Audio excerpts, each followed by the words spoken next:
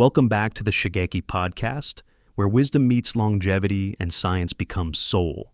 I'm Dr. Mark Hyman, and today I want to start with a question I've heard far too often. Doctor, I eat healthy, I cut out sugar, I walk every morning. So why do I still feel tired? It came from a woman named Eleanor. She's 67, sharp, kind, devoted to her grandchildren. She makes green smoothies, eats quinoa, never smoked, doesn't drink. And yet she came into my office one day, sat down and said, "Something's off. I'm doing everything right, but I'm still foggy, bloated, weak." And I believed her. Because this isn't rare. In fact, it's the new normal for so many people over 60 who are doing everything they've been told to do, but they're not getting better. So I ran some tests. Not the usual labs, but gut microbiome testing. What we found, her microbiome was wildly unbalanced. The good bacteria were missing. The ones left behind were inflaming her gut, slowing her metabolism and triggering low-grade inflammation in her joints, brain, and even her mood. Here's the part that changed everything. Once we personalized her diet based on that gut data, adding in prebiotics, removing specific triggers, using AI to build her weekly meal plan, within 3 weeks she said, "Doctor, it feels like I've returned to myself." And that's what today's episode is all about. Because if you've been doing everything right, but still don't feel right, maybe the problem isn't you. Maybe the plan isn't personal enough. That's why I'm honored, deeply honored, to be joined again by the man whose name this podcast proudly carries. Dr. Shigeaki Hinohara, Japan's legendary neurologist and longevity expert, who even after crossing the age of 100 continues to teach us what it truly means to live with rhythm, not rules. Thank you, Dr. Hyman, and to everyone listening. This topic, personalized health, is close to my heart. Because when I look back on my patients over the past 70 years, I see one truth over and over again. When healing fails, it's usually because the treatment is too general and the person is too unique. We used to believe that one food could fit all. One rule, one diet. But in Japan, especially among our elders, we know this is not true. Some people thrive with rice. Others feel heavy. Some need fermented soy. Others need more sea vegetables. And more than what we eat, it matters how we digest it. That begins with the gut. Even 40 years ago, we taught your health does not begin in your head or your heart. It begins in your belly. Today, with AI, with gut testing, with precision nutrition, we now have tools that finally allow us to respect the individual ecosystem inside each person. And that, to me, is where medicine becomes human again. Beautifully said. So, in today's episode, we're going to dive into why your gut might be sabotaging your health without obvious symptoms, what the latest science says about the gut-brain and gut-energy connection, and how AI-based nutrition tools are helping people over 60 create plans that finally work because they're finally theirs. And as always, we'll bring you the practical tools, gentle wisdom, and a touch of quiet inspiration that this podcast stands for. Let's get started. Here's something that still surprises people, even doctors. Your gut isn't just about digestion. It's your second brain, your immune command center, your mood thermostat, and one of the biggest drivers of how you age. Let me break it down. After 60, your ability to digest and absorb nutrients declines. Your stomach produces less acid. Your pancreas slows enzyme production. And your gut microbiome, the trillions of bacteria that help break down food, make neurotransmitters and regulate inflammation, starts to shift. For some, that shift is slow. For others, it's sudden, triggered by antibiotics, stress, poor sleep, or too many processed foods. And when that gut ecosystem goes off balance, the effects can be subtle at first. Bloating after meals, a little joint stiffness, more brain fog in the morning, harder time building or keeping muscle, and worst of all, the quiet sense that your body is running low. But it's not just aging, it's gut dysregulation, and it's reversible. Yes. And in Japan, we have long believed that the gut is the seat of resilience. We say the person with a calm gut can survive any storm. But after 60, as the seasons of the body change, the gut becomes more sensitive. And what once worked, coffee bred cold fruit in the morning, may now bring discomfort. I remember a patient in his 70s, strong, a former teacher. But he came to me with deep fatigue and anxiety. He said, "Doctor, I feel like I am dissolving." We changed no medications. We changed no exercise. We only adjusted his eating warm fermented vegetables, rice porridge, and gentle soups. We added prebiotics. We encouraged walking after meals. And within 2 weeks his strength returned, not only physical, but emotional. Because when the gut is nourished, the brain breathes. Exactly. That's what I see too. When we support the gut, energy improves, mood stabilizes, muscle builds faster, sleep deepens. And here's the amazing part. Your gut actually talks to your brain through the vagus nerve. When your microbiome is healthy, it sends calming anti-inflammatory signals. When it's inflamed, it does the opposite: agitation, anxiety, even depression. So many of my patients over 60 tell me, "I feel tired but wired. I eat less but gain more weight. My body feels inflamed even when my labs are normal." This is why their gut isn't broken, but it's out of sync with what they need now. And I believe this after 60. Food must become a conversation, not a rule. We must listen more closely. We must ask, what food gives me calm? What food gives me strength? What food gives me clarity? Not everyone needs the same answer. And this is where precision nutrition, guided by AI, supported by microbiome testing, can finally give elders their own path back to energy.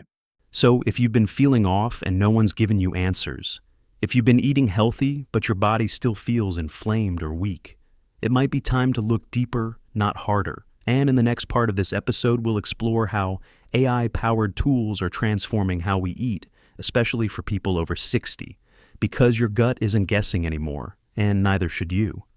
So let's talk about something revolutionary, something that would have seemed like science fiction just a few years ago. I'm talking about the marriage between microbiome testing and artificial intelligence, and how it's quietly transforming the way we eat, especially after 60. Here's how it works. A small stool sample, yes, just one, can now tell you what's actually living in your gut. Not just whether you have good or bad bacteria, but which strains are dominant, which are missing, and how well your body digests fiber fats, proteins, even how your gut handles inflammation. Now combine that with AI software that takes your gut profile, your age, your lifestyle, and builds a personalized nutrition plan. It doesn't guess, it calculates, it learns from you, it evolves with your body, and the results, they've been incredible. Yes, it is the modern way of doing something we in Japan have done for centuries, observing the body before deciding the meal. When I was a young doctor, we did not have labs like today. But we had the eyes, the tongue, the skin, the emotions. From these, we knew this person needs warmth. This one needs sourness. This one must avoid cold foods for a month. Now AI allows this same wisdom scaled, measured, and adjusted. And that, to me, is a miracle of modern medicine, that an 80-year-old in New York or a 70-year-old in Osaka can both receive completely different diets, even if they have the same diagnosis. Because we are not our diagnosis. We are our biology, our bacteria, our environment, and our history.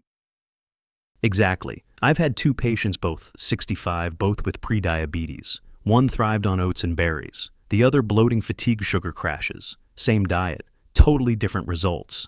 Why their microbiomes were completely different. One was fiber-rich, the other fiber-starved. What worked was personalization. And now, with platforms like Zoe or biome-matching nutrition apps, we can finally tell someone, here's what your body needs, not your neighbor's, not what worked for you 10 years ago. Yours. Now. It is beautiful because it restores trust.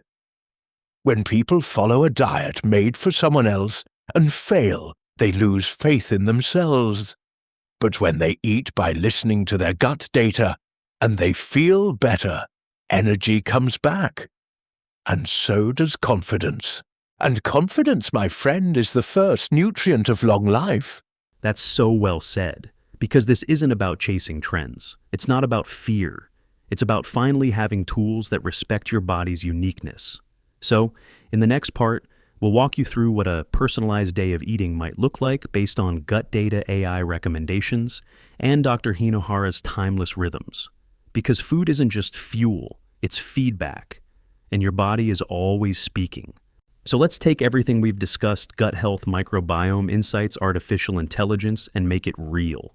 Let's build what I call a day of intentional nourishment for someone over 60, not based on a fad, not on calories, but on what their gut actually needs.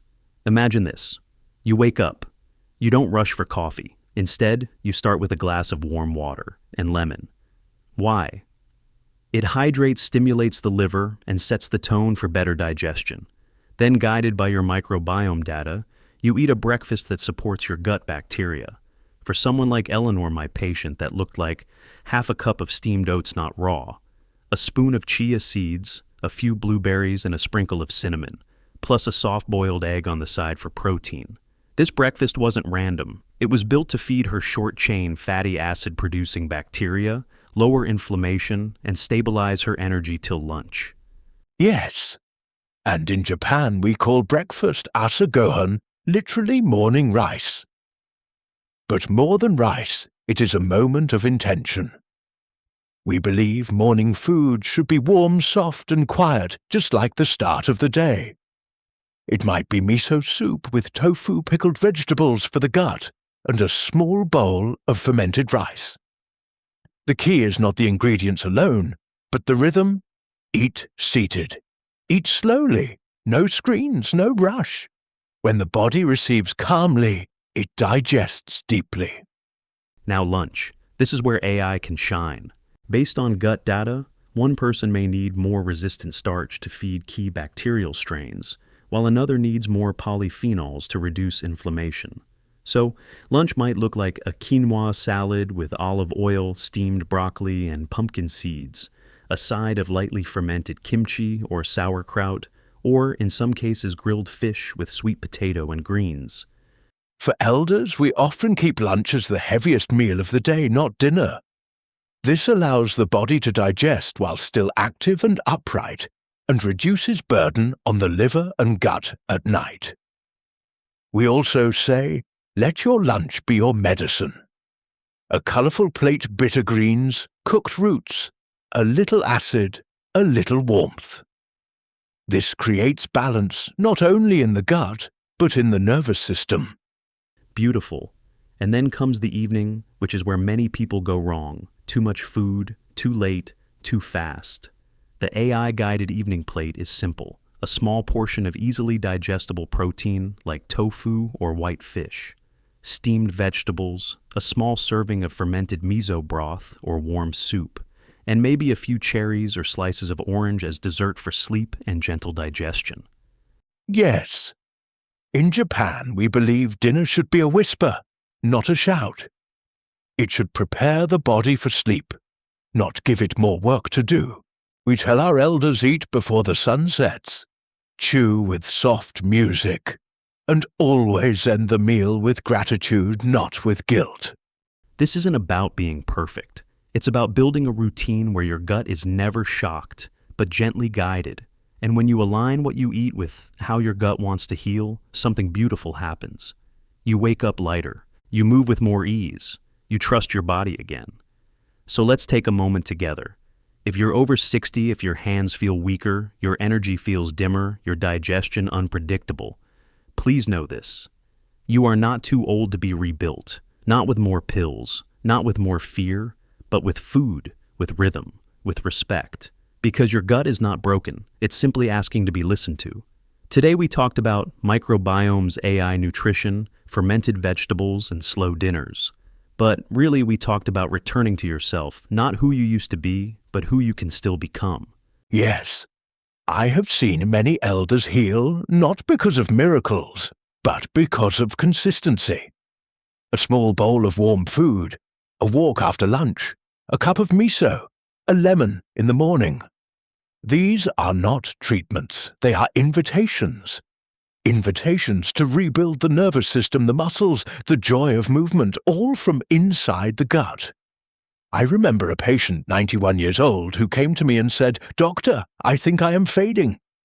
And I told him, "Perhaps, but maybe you are just waiting for the right rhythm to return." 3 months later, he was gardening again. Not because of youth, but because of personalized care and patience. So wherever you are in your journey, start with one change, one new fruit, one better breakfast, one evening meal that ends with stillness, not sugar. And watch what happens when your gut starts to feel safe again. Your body will follow, your energy will return, and your confidence will rise.